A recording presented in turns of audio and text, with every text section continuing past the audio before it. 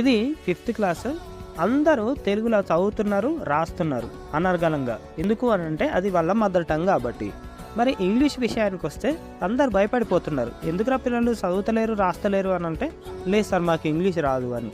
మరి చదివే ఇద్దరు ముగ్గురు, అది ప్రొనౌన్సియేషన్ సరిగ్గా రావట్లేదు, కాకపోతే చదవడానికైతే రెడీగా ఉన్నారు, కొంచెం కొంచెం చదువుతున్నారు. మరి దీన్నే ప్రైవేట్ స్కూల్కు అన్వయించుకుంటే థర్డ్ క్లాస్, సెకండ్ క్లాస్ పిల్లలు ఇంగ్లీష్ చదువుతున్నారు, ఎంతో కొంత రాస్తున్నారు. మరి దాన్ని కంపేర్ చేసుకుంటే ప్రాబ్లం ఎక్కడ అయిపోతుంది అంటే, ప్రైవేట్ స్కూళ్ళలో ప్రాపర్గా టీచర్లు ఉంటారు. గవర్నమెంట్ స్కూల్ విషయానికి వచ్చేస్తే టీచర్ల సంఖ్య చాలా తక్కువ కాబట్టి ఇక్కడ ప్రాబ్లం అయిపోతుంది. మరి 100 మంది ఉన్న పిల్లలకు ఇద్దరు టీచర్లు లేకపోతే సబ్జెక్టులు చెప్పాలి అంటే చాలా కష్టమైపోతుంది. అన్ని సబ్జెక్టులు కవర్ కూడా చేయలేరు. కాబట్టి ప్రభుత్వం దీనిపైన ప్రత్యేక శ్రద్ధ తీసుకొని ప్రైమరీ ఎడ్యుకేషన్ బ్రహ్మాండంగా పకడ్బందీగా అమలు చేయాలని కోరుతున్నా.